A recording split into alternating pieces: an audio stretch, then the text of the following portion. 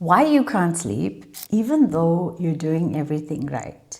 So I had to make this video because this is like an epidemic. I am seeing more and more clients with this issue, and I experience this problem myself at times. And I thought to myself, there's all of these tips, there's experts that are telling us, let's limit blue screens, limit caffeine, create a nice calming wind down bedtime routine for yourself. I've given my clients this advice also, but I needed to go deeper because this is what I do.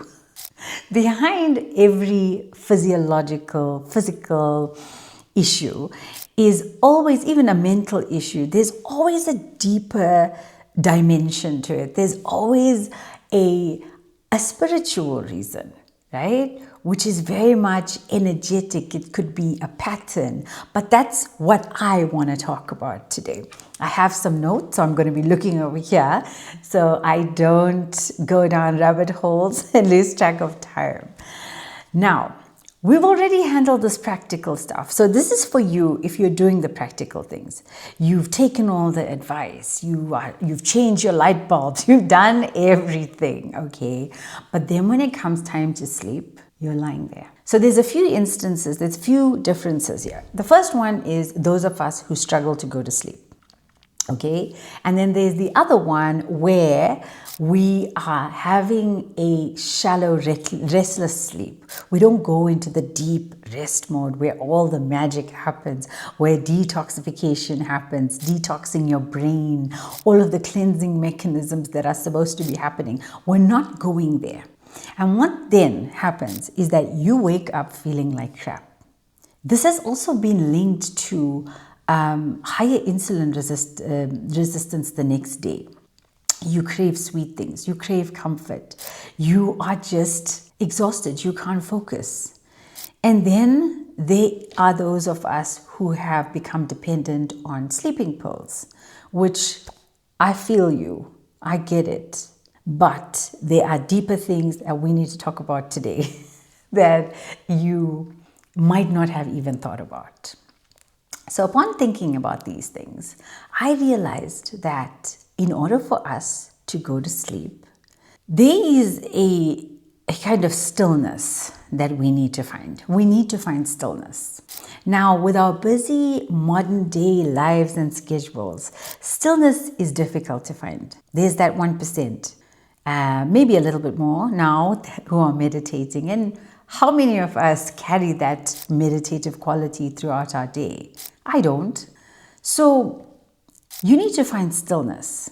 And that stillness that you were not able to find during the course of the day, where you are busy running from one task to another, attending to all of your hundreds of thousands of responsibilities. Once nighttime hits and now you are going to go to bed, there's a stillness. All the distractions are gone.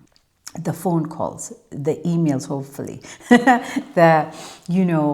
what basically we've been able to run from. So those deeper things, those anxieties and worries and frustrations, they will now start to bubble up to the surface because you can't jump in your car and move to your next appointment. You can't say, I don't have time for this. And even if you try saying that, it's going to come out.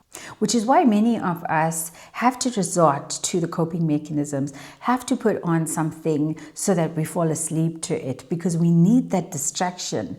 You've become so accustomed to the distraction that you cannot even fall asleep without it. And I understand this. Nobody's pointing fingers at anybody. We just need to talk about these things so that you can sleep and so that you can be your best self tomorrow. Because this is not good for anybody. Humans are meant to sleep. I don't have to list the scary things that can go on with you and your brain the next day. Okay? The next thing I want to talk about is so we spoke about all of this inner world stuff that is coming up, all of those unprocessed emotions, all of the angers and the fears.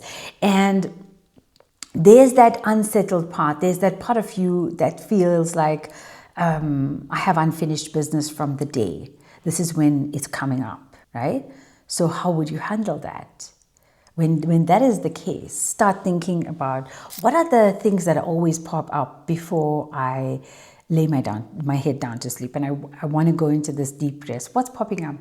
Because there's usually similarities. There's like a pattern of issues that will show up for you. Is it more your work? Is it the home environment? Is it your relationship? Is it maybe your health? It's important for you to make the unconscious conscious so that you can heal it and you can sleep. The next part that I needed to mention is that misalignment part, which I kind of touched on already. So we all have our true selves, and we have to sometimes, and we were taught and conditioned to put on a certain face or suppress certain emotions and words and feelings around certain people so that you can fit in, so that you can gain people's approval. Now, there's an element of you, which I like to call your soul. Your soul knows when you are betraying it. And when you are going to sleep, that is when you will hear the narratives like, why didn't you speak up for yourself? Why did you let this person take advantage of you? Why didn't you ask for what you wanted? Why didn't you fill in the blanks? Why did you say sorry when you did nothing wrong? That's the kind of stuff that pops up for me. And it's common. And what it has to do with is that betrayal of your sense of self. It is that suppression, and is that you fitting into a box. So look at those, start paying attention to it, even if it means you keeping a little notebook or a notepad next to your bed. Because another thing that's very helpful is getting it all out, allowing it to surface and getting it out on paper so that you can start to see similarities. And then you can do the scary shit of making the changes in your life. Okay, because it's the stuff that you're avoiding. That's what's keeping you awake.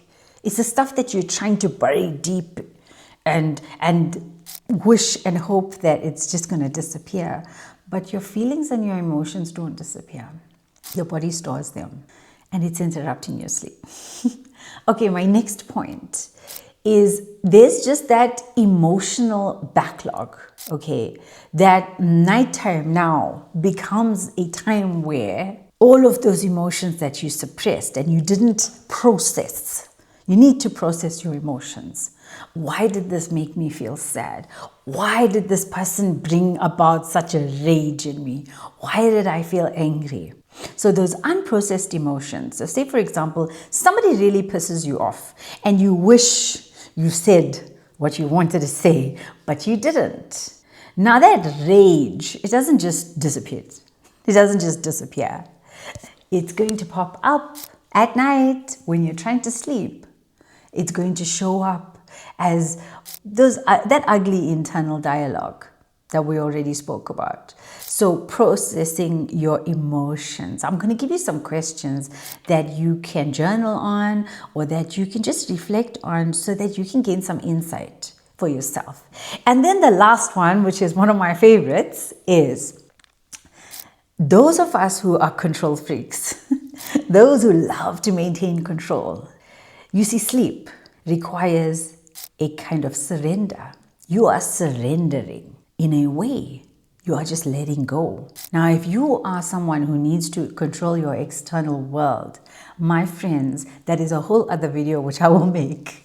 Because this is also something that resonates with me. If you are that person that needs to control everything around you, you are going to struggle to surrender to sleep. You are going to struggle to surrender to this, I'm just going to let go completely, right?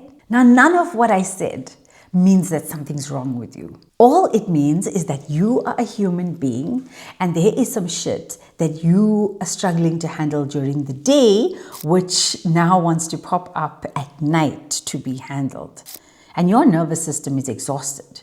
So you cannot even begin to think of actions that you could take or to correct your actions tomorrow. You are exhausted. So what happens? It just swirls around in your brain and it swirls around in your brain, and you have really random dreams, and you wake up feeling unrested and exhausted because your mind, your nervous system never rested. It never came into balance. You never allowed yourself to metabolize everything of that day. So what happened is your conscious mind and your body was trying to metabolize it now when it was meant to be sleeping. Okay, so I've written down some questions that you can ask yourself. And the first one is, what am I not giving myself space to feel during the day? I will write everything down for you in the captions. Where am I out of alignment with my soul or my truth? What am I holding on to that I don't need to carry so that I may rest? If you can journal on these questions before you go to sleep, I think that you will start to actually sleep and go into that restful state. Please let me know how this is going for you. Let me know if it works. It's working for me, and I would love to know if it's working for you. Sweet dreams.